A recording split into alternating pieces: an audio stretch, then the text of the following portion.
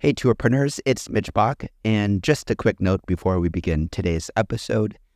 Tourpreneur is currently sponsored by Google. We're thankful for their support of our community, and we are offering with them a completely free course helping you unlock the power and potential of Google's Things to Do program, which is specifically helping tour operators add their tours to Google in new ways that gives you new exposure and more direct bookings. To learn more, go to tourpreneur.com/Google. And as always, show notes, more resources, links to our newsletter, our business coaching community, and so much more are available on tourpreneur.com. Now to the episode. Hey, it's Mitch Bach from Tourpreneur here with a quick note before our episode begins. This week's Tourpreneur podcast is sponsored by TripAdmit.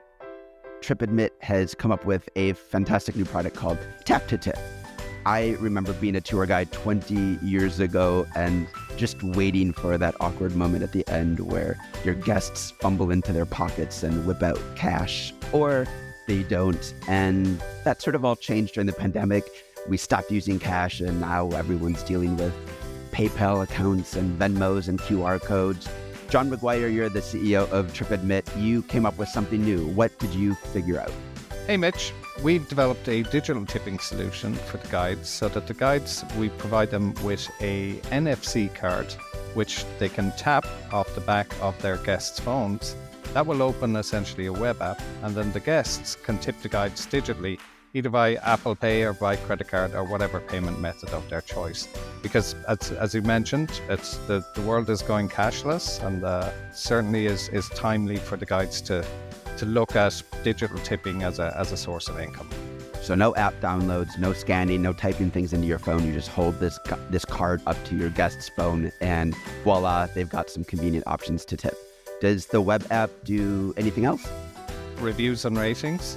But what we've done is we've taken the reviews and ratings one step further and integrated ChatGPT. So that ChatGPT it allows the guest to input into the review, but also ChatGPT will help write the review for the guest, and they can post it onto TripAdvisor or onto Google or onto the website of the activity book. This sounds like seamless hand-holding to get guests to tip and review. That sounds like money in your guides' pockets and a great service you're providing. If our operators want to learn more, where should they go? Well, if they want to know more, go on to tripadmit.com/tap to tip, and all the information is there.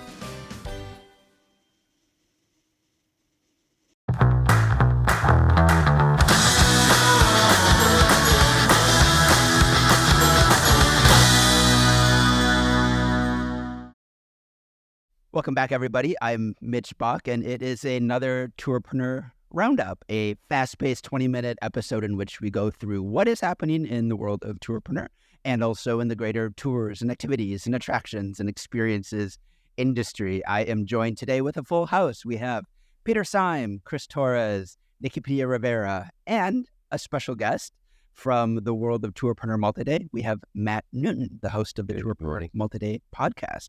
Good morning, everyone.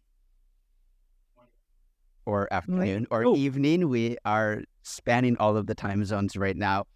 And I'm just going to dive in because we have a lot to cover today. First of all, what the heck is happening around Tourpreneur right now? What do we have in terms of events coming up?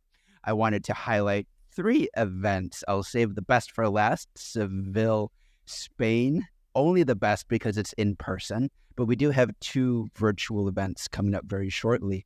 We have a live stream show and tell episode of our sort of continuing travel technology series over the year. And that is going to be with this month's sponsor, which is John McGuire from TripAdmit. TripAdmit has created the hopefully now familiar tap to tip service in which your tour guides can get tipped through tapping a little NFC card and also using ChatGPT to enhance or assist in writing reviews. So we're going to actually do a live demo of that. That's on Thursday at 11 a.m. Eastern, right in the Facebook group or in the LinkedIn group. And next up, a week later, we have, and really, I don't know how to describe this, show and tell doesn't quite capture what's going to happen with resident AI mad scientist, Alex Bainbridge. Nikki and I are going to be there, and Peter as well, talking through the strange new world of creating, I guess, humanoid interfaces that are replicating what tour guides are trying to do, but also much more generally the larger implications of what a tour guide should fear or see as an opportunity in terms of the way that AI is challenging the guide's role as information giver. So we're going to dive into that meaty topic. Nikki and I both work with tour guides daily, and so we're very interested in diving into that with Alex.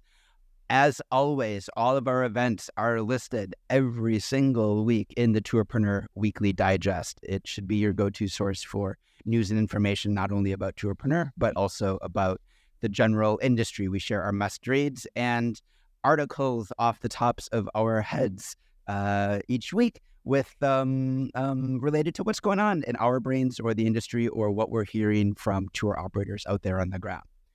Finally, the big main event coming up in November. We have some big announcements to make about Tourpreneur Connect, our multi-day tour operator event happening in Seville, Spain at the end of November. Nikki, what's going on in the world of planning for the event? We have booked a venue, which is very, very exciting. From the very beginning, I think we had said, this isn't going to be in some chain hotel in a room that's nondescript where you're stuck in there all day and the coffee service is in the corner. We've booked Casa Salinas, which is a locally owned 16th century palace located in the historic center of Sevilla. And it is gorgeous. Like if whatever you're picturing right now is a 16th century palace, that's it. It's incredible. We're going to have 3 different rooms. So for each of our tracks, we'll have rooms with, and AV seats. You're not going to be sitting in a museum, but it is operational and it is gorgeous. So that is booked. We're set to go. There's tons of hotels, all different prices, some very well costed ones within a 10-minute walk, 5-minute walk, tons of beautiful little coffee shops. Coffee's going to be out and about. When you have a break, you're going to go outside, get fresh air. We're going to inject our money into the local economy. It's going to be so good. We've also started booking speakers, which is very exciting. We're going to have some local people from town, from Andalusia. We're going to have some guests coming in. Our headliner, our keynote, we just booked and posted in the Facebook groups. You've probably already seen, but Hala is the GM of Intrepid Travel Morocco. And the Morocco team is pretty incredible. It's one of their bigger DMCs, and they really do some incredible community-based tourism activities that they inject into their itineraries, but they've also done a lot locally, politically, in getting more female tour leaders working on their trips in Morocco. So they've just done a lot, and she's going to be speaking on how you can actually change the way people see the world through tours, right? So going a little bit bigger than just putting together a cool itinerary and selling. I love that because as the leader of it, as the general manager, it's not just pie in the sky, happy thoughts about how this could work as a business if the world were perfect. This is a leader with a team of over 75 people taking those principles and putting them into action, making money off of it as well. I recently heard the phrase, which was new to me, in the sort of nonprofit world or fundraising world, no money, no mission, right? You can care all you want, but if the money's not coming in to support that, then you're actually not doing your mission any good. And so I think Intrepid has actually created a really powerful balance of leading with principles, but also being, I'm pretty sure, an enormous multi-day tour operator on the backs of that. So thanks, Nikki, for that. I am going to spend the rest of this roundup dreaming of a 16th century palace.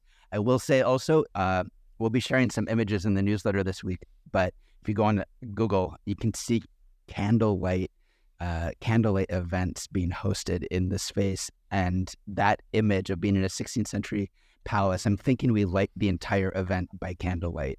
That's my goal. Thoughts?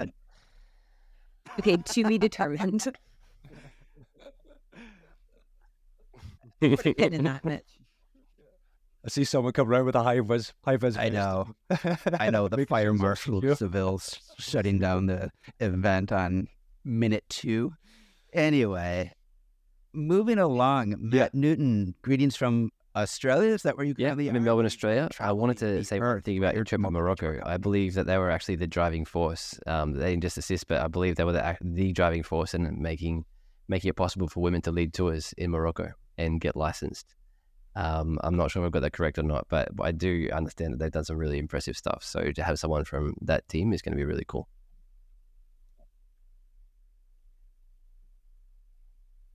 Awesome. Matt, what has been going on just in the adventure of your own multi-day tour company? What's been on your mind? How has business been? Business is What have really you been good. focused on? Very, very good. What's We've the vibe? we had close to 100% growth quarter on quarter in the previous quarter, and now we're a few days away from ending this quarter, and we're at like 70% quarter on quarter. So yeah, we're growing off a small base, obviously post COVID, but things are going really, really well. Feedback is good, and the team size is starting to get to the point where I'm sort of switching into CEO mode a little bit, right? So the big thing I'm focusing right now on is just communicating the vision and learning. I think the big learning I have at the moment is how much you need to just repeat and repeat and repeat, but also connect the vision to reality as well. So I probably a mistake that I made this quarter was talking too much about ideals and why something matters, but not enough time saying, okay, and here's how we're actually going to put that into practice, right? Here's how you're actually going to know if you're succeeding or not. And that's the next piece for next quarter, I guess. But overall, yeah, no, things are strong. We're getting good levels of inquiry. One thing that is really wonderful once you have a brand that's more established is that the process of taking a booking from inquiry to getting the deposit is just much smoother. I've noticed that as our brands have grown. So we have 3 brands at the moment, and one of them, someone like the conversion rate when from say like a tentative booking through to deposit payment is much slower and much lower, right? Whereas with Patch Adventures, which is much more established, people just coming in, they know the brand, they know what we're about, they know our conditions, they know about all of our points of difference because we've been communicating those regularly, and they close. So now things are strong in the business. Very pleased.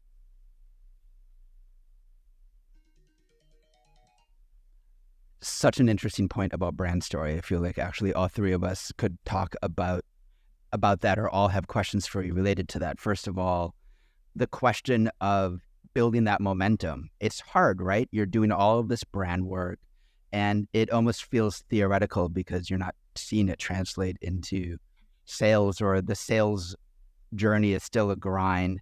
And then there's that kind of moment of clicking where there's enough inertia, enough momentum, enough presence out there that you're right, the customer naturally starts to feel Right.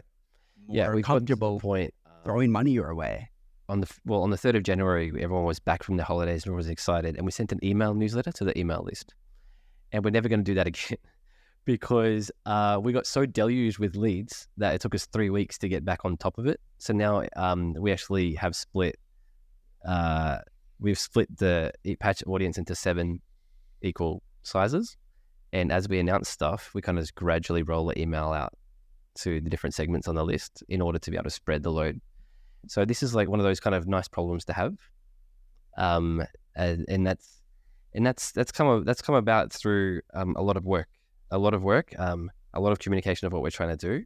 And I think if I had to highlight one thing, given we have a limited amount of time, is that I really keep the team focused on talking and acting like human beings. Right? There's like patterns of language that people develop, and we call it automatic mode in the company. So people don't sit down to write a shit job post; they sit down to write a job post. Right, without thinking that if I just write the same job post that everyone else does, it's just going to be less effective. Same goes with emails, the same goes with Facebook posts, all that sort of stuff. And what we're trying to constantly do is get out of automatic mode, stop using cliched language that other people use, and really be considered in the way we write and communicate. And we recently did a meetup, our first ever customer meetup, and that was the thing they talked about. They like multiple people were like, man, you guys' emails. I don't know, like one of them's like, are you training the staff to do this?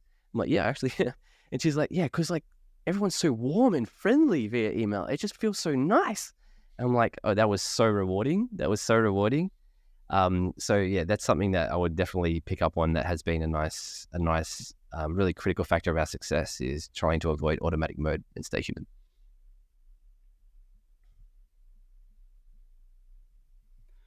Peter, Simon must not be on your email writing team. When, Pete, I'm ribbing you, and I'm ribbing you because you are in full AI mode right now, but you are looking this week at how AI connects to the experience economy. Tell me more. Yeah, so after this call, I'm about to jump down on a train to London. Two of my passions in life, the experience economy and travel technology. Well, the rest of this week is full on because we have the Travel Technology Conference in London for all of Europe, and we have the World Experience Organisation Summit, where I'm speaking at. One of our contributors to Tourpreneur, Joe Pine, is also there, meeting him later this week.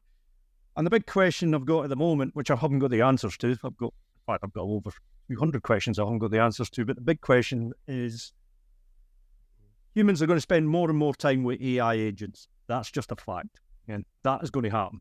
What the AI agents are is a lot of questions. Is it going to be one or two major AI agents that rule the whole life, or is it going to be thousands of AI agents? We don't know that yet, but humans are going to spend a lot of time with their AI. I already spend more of my time with AI agents than I ever spend on Google search, multiple other platforms.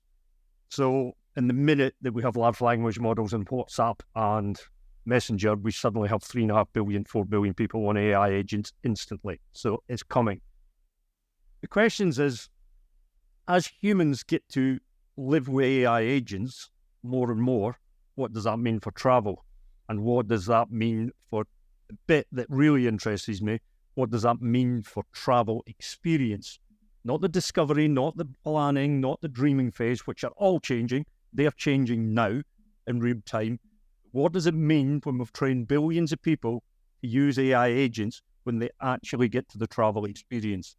As you know, and you heard me rant on before, I always come to the point of people first, experience next, and technology last. But technology is fundamentally going to be embedded in people's lives on a daily basis. Whatever that agent is, whether it's in your phone, whether it's in your earpiece, whether it's in your glasses, I don't care where it is, you're going to be interacting with an agent. And are people going to want that agent to help them on the experience or just get them to the experience? And the experience is human-led, or is it agent-led, or is it a combination? All these big questions about how we're going to design experiences going forward, deliver experiences go forward, I think is a much, much bigger question than how do I change the customer journey during the dreaming, the planning, the booking phases, which is all hugely important, and AI is impacting on it. The big change for me is how it's going to impact on the customer experience on the ground. And that's what I'm spending the rest of the week with a lot of experts much smarter than me, trying to figure that stuff out. That's such an important and brilliant point in terms of thinking about AI. I have conversations daily with operators, and often on their minds, they go, I love AI. It's writing my blog posts for me. And they're still really, really focused on generative AI. I love your focus on the experience because I say this to operators and to guides all the time, that the tour doesn't begin the minute you as the guide see the tour, the participant. It starts the minute they wake up and think about the tour. It started actually the minute they kind of booked with you. But let's say the day of the tour, I wake up and I've got to find a location. I've got to make sure I'm in the right place. I might have a question about the weather. I might have a question about the meeting location. I might be searching through my inbox to find all of the relevant details. There's a whole industry of tech companies that are supporting this part of the customer journey using chatbots, SMS messaging, and we're just on the tip of creating a much more fluid and interesting and engaging customer experience leading up to the experience already. And that's just level one of the opportunities that I think are out there. Matt, are you thinking about this at all in terms of kind of where you're at with the company, or are you just basically trying to answer all so sit on a mountain of money? A couple of thoughts to share. So firstly, I wish the mountain of money was bigger. Let's call it a hillock at the moment.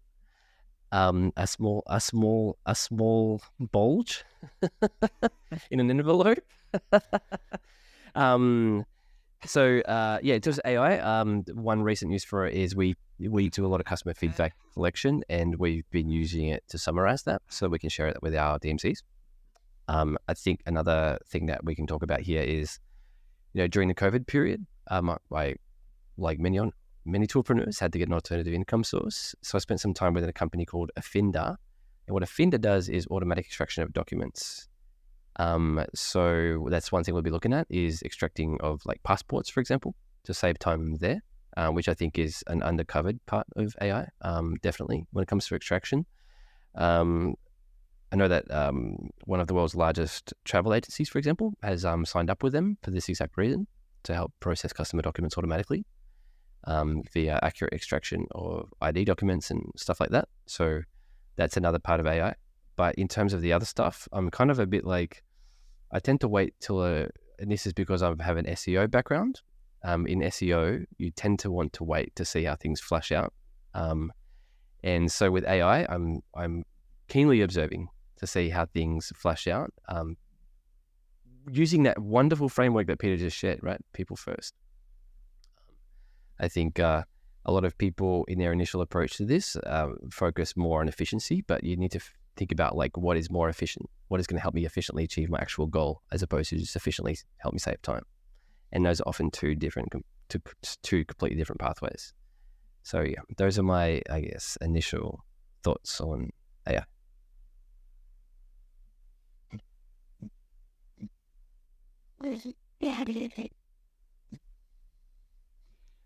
When we look at this whole sort of landscape of SEO, AI, marketing, and everything else, things seem to be moving at an extreme clip right now. And you're seeing a lot of the biggest companies jockeying for some pretty big changes to their platforms. You see the beginning of sort of generative AI results being embedded in Google's search results. That, along with things to do, is sort of beginning to really change dramatically and very quickly how tours are being booked. On the marketing end, on the back end of advertising on these platforms like Google and Facebook, Chris, what's on your mind these days? What are you seeing with the operators that you're working with as an agency owner? Yeah, well, there's a couple of things. The first thing is 4 days to go, V4 switch. So, and there's still operators out there who haven't done it yet. So if don't even tell them what you're talking about. Don't even tell them what you're talking about. Just tell them there's 4 days left. Who don't know what we're 4 days about. left. Go back 1 year to episode and many other newsletters and newsletter and see what we were talking about. Yeah. So there's that issue. I never read our newsletter since, yes. But no, there's another, I don't know what it is. It must be something in the water or something in the weather. But over the last few weeks, I've seen a lot of issues with operators not having access to their own accounts like Google Analytics, Search Console, Tag Manager, but specifically Facebook Business Manager and Facebook Ad Manager. So we're working with one operator just now where we just can't get proper access to his Facebook business account because it's been set up and owned by another agency that he really doesn't have any contact with and doesn't really want to have any contact with again. And they're not really being forthcoming and trying to help get the information that we need.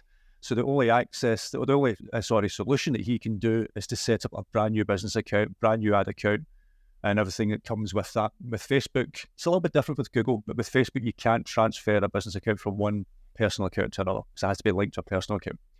So he has to set it up again. And the issue with that means you lose all that data, you lose all the pixel tracking from before because he needs to set up another Facebook pixel. And there's a whole host of other things that just issues. Even when you set up a new ad account, Facebook will limit your budget you can spend on ads. So if you were, say, used to spending $1,000 a month, you may find you'll only be able to spend a fraction of that going forward. I've been through that. Facebook will put a limit on it for the first few weeks, maybe even a few months. Just depends on when Facebook decide to allow that to. It's horrible. So,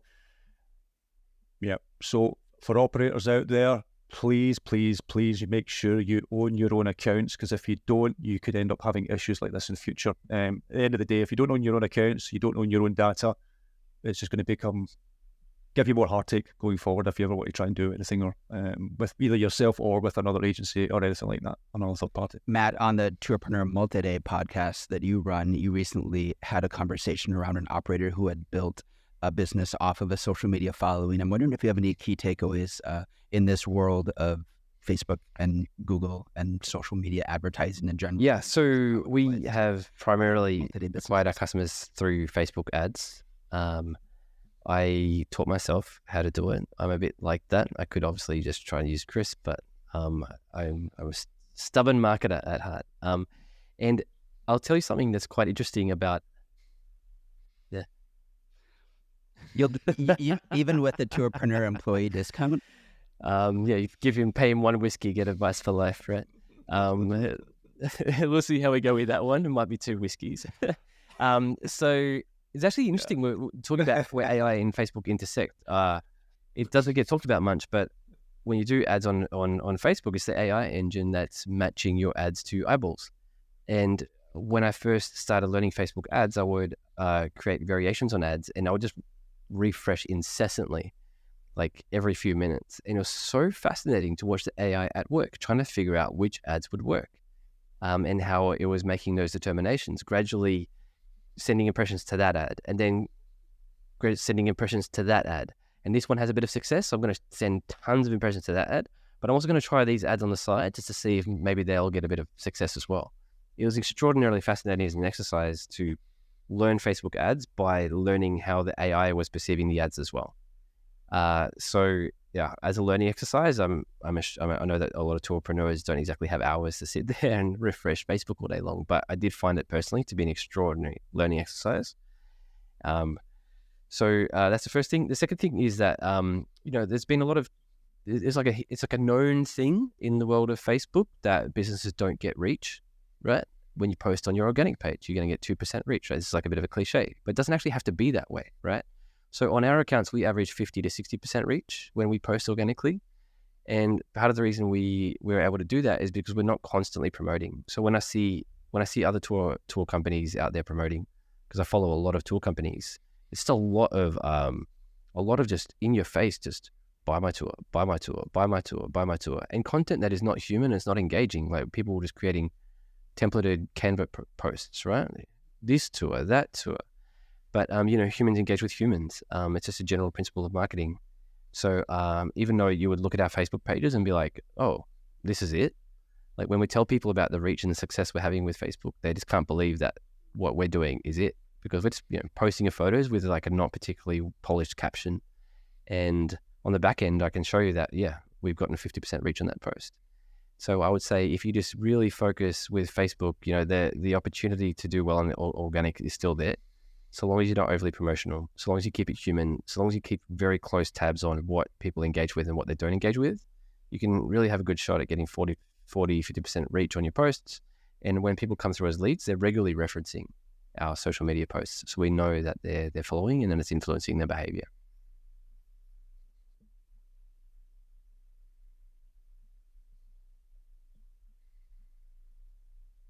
I've been saying for years. Tell the story on social. Tell your story about it, of your brand and everything else, and highlight the people behind the business and getting that across. Yeah, social. Yeah, and even looking at our own socials, like grow a brand, and that's obviously helping with engagement as well. So it's good to. One of the questions I've got going forward. One of the questions I've got Facebook going forward, and I don't know the answer. It's in my head. As we go to large language models inside WhatsApp and Instagram and Messenger, all owned by Facebook. So I'm on WhatsApp and I ask, I want a history tour of Edinburgh. Is Facebook going to reference out to Google and bring in links? Or is Facebook going to reference business pages within Facebook? I think they would want to keep everything within Facebook and not go off to Google. So that's my inclination. I obviously don't know. I have no idea. But we're talking trillions of dollars of opportunity about to be created here. Yeah. And there's a massive fight between Google, Apple, Meta. And are they really going to send all that traffic to web links outside their platform? I'm just raising the point. I don't know. I don't see it. I think it's probably about 5 years ago now, I wrote that sort of tongue-in-cheek article about Facebook buying TripAdvisor, because to me, Facebook are prime for the travel industry. The amount of people are on that platform. They know when people are traveling. They know when they're in destination and everything about them, where they move about, which shops, which museums and everything else that they go into.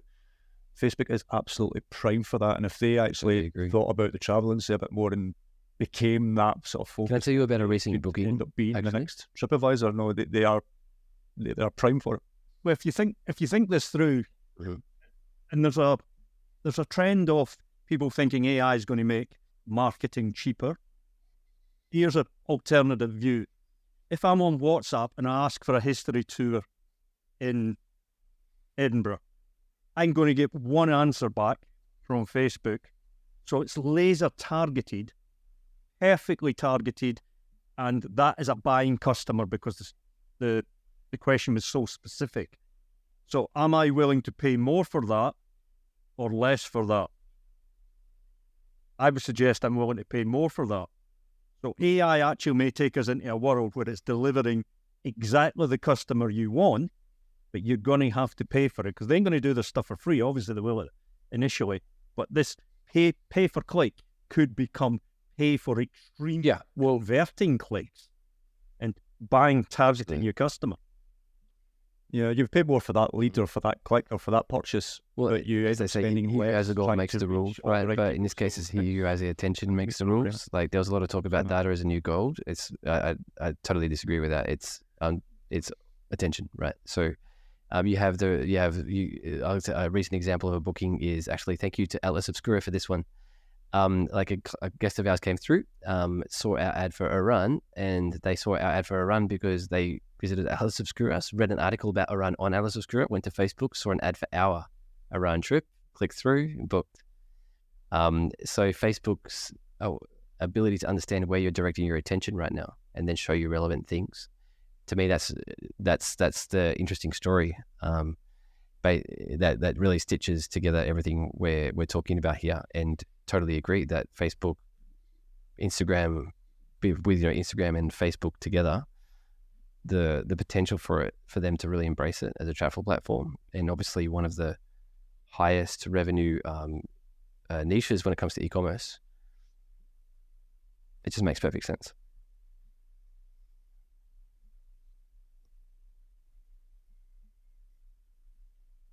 Comes down to you can have all the most brilliant business models at your doorstep, but if that's not where your company is looking, then they're not going to do anything. I mean, you're absolutely right. It could essentially be a version of a much more hyper targeted and relevant OTA than the types of discoverability that you get in long lists of search results. And it could be personalized, it could be visual, it could be all of the things. But if you've literally got a pair of goggles on and you're looking at something else and thinking about a lot of other things than that, then it's not coming to fruition. A fascinating discussion, great roundup, and thank you all for... Before we close off, could I pick up one more point on this discussion? Is that all right? I know this is a roundup that's going a bit longer, but hey, I don't get to come up every single week, right? So you don't invite Matt without expecting a 20-minute roundup to be 45 minutes. Plus, we have to account for the data delay between us asking a question and reaching Australia. So, coming back, let's just roll this point about Facebook targeting, right, and understanding interests and stuff like that. The fact that they can understand, it's also a specificity, right? So back in the 90s, many tour brands had to be very broad in their targeting and their reach because of the simple fact that Facebook couldn't reach people with a certain interest, right? So it's going to help us more effectively market our existing tours. But as Facebook and Meta and whoever else have the ability to precisely pinpoint my interests and desires, that creates opportunities for ever more precisely focused tours in terms of design, right? So I think we're seeing women only right now, but I think it's going to be becoming much more targeted than that. We might be seeing chess-related tours, female chess players going on trips together, right? Not just bird watching, but like specific subcategories of bird watching, et cetera, right? Like multiple sub-affinities combined together to create tour experiences.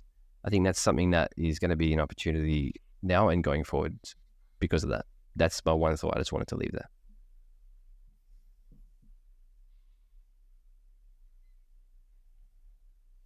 No, now that thought opens up a whole new discussion.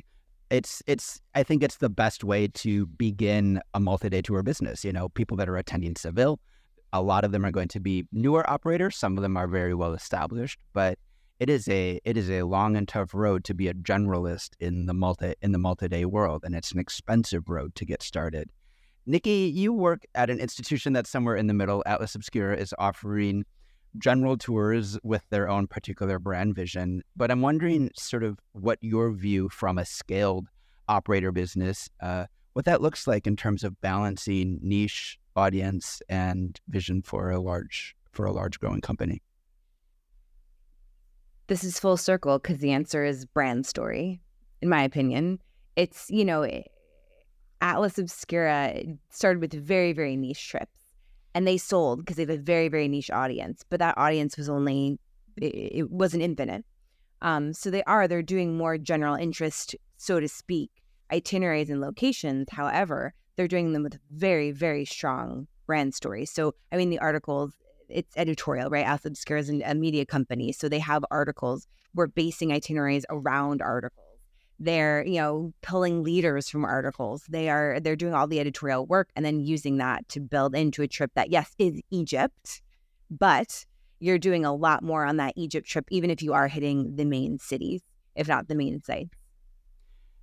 It's a great point in terms of brand story. It also connects to what Matt originally said, which was he's working on communicating vision, which is a part of your brand story, with his team. You need a team firing on those cylinders. You need a business that adequately expresses that, because you're right. Once you have that brand story, you can honestly sell. As long as it fits. You get people buy. Yeah, because when I was just in Iran, as long as it fits. Just met up with some of one of our groups as they were landing, and I was talking about one trip that wasn't particularly selling that well, and they're just like, "Yeah, of course it doesn't. That's not a patch trip." And I was like, "Oh, I guess it's not a patch trip." But they were telling me about the mistakes that we made. That this trip didn't fit our brand. So kudos obviously to Atlas for the incredible way they've been able to scale that. Obviously with quite a large team, and the consistency they execute on that is quite incredible.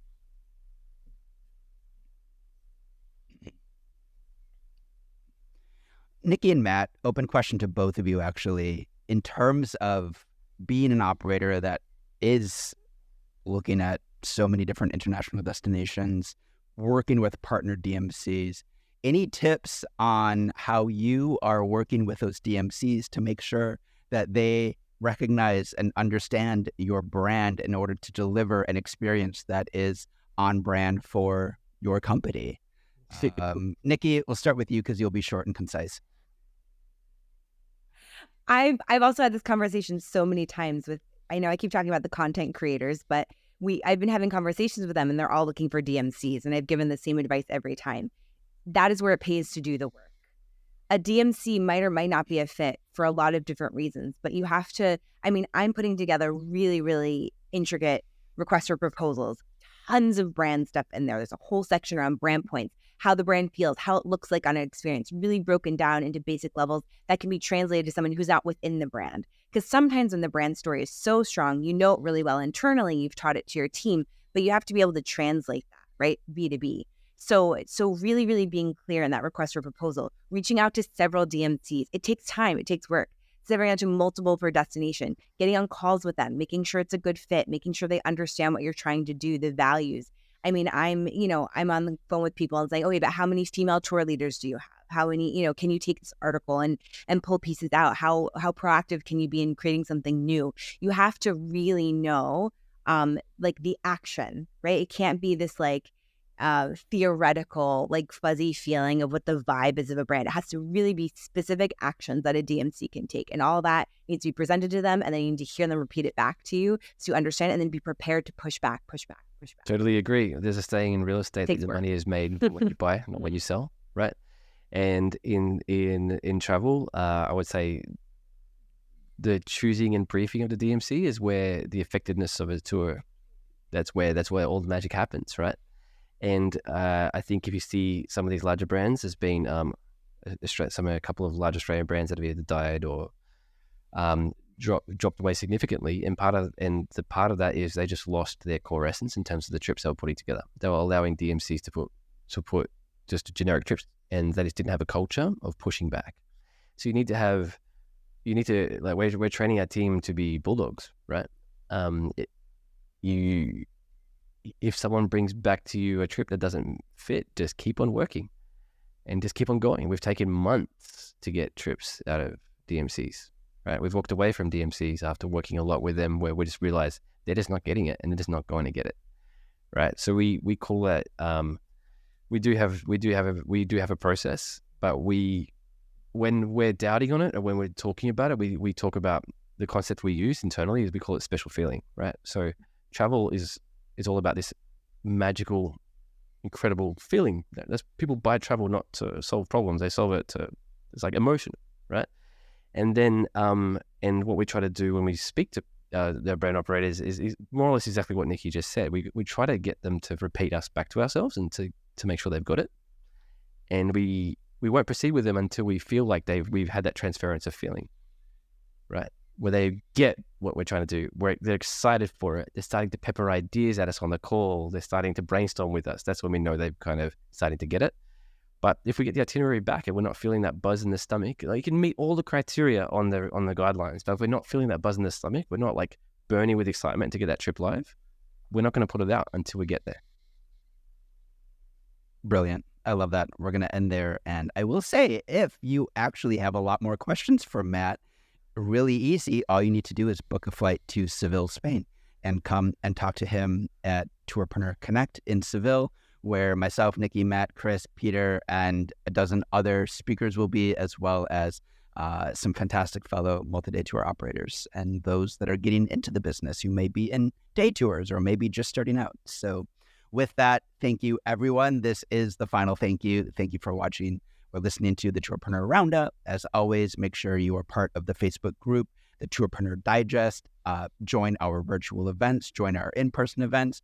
And if you don't have any idea of any of those things, then just go to tourpreneur.com and all will be revealed. Are you interested in adding multi-day to your day tour business? Are you looking to understand growth and scale strategies in the multi-day world? Looking to finally crack the technology stack you need to organize, automate, and grow your business? Then join Tourpreneur in Seville, Spain for Tourpreneur Connect, sponsored by WeTravel, November 27th to 30th, 2023, for an event unlike any other in our industry. Open to strictly 100 operators. Pete, Mitch, Chris, and other industry experts will guide you through the do's, don'ts, twists, and turns of running a multi-day tour business. Not only that, Tourpreneur are giving back as we will be bringing in local suppliers and businesses to help us run the event. We're also opening up the event to a number of locally based tour operators who can attend for free. So join Tourpreneur in Seville for Connect, November 27th to 30th, 2023, and join us for an unforgettable experience of learning and connection in one of Europe's most unforgettable cities. Visit tourpreneur.com/connect for more info.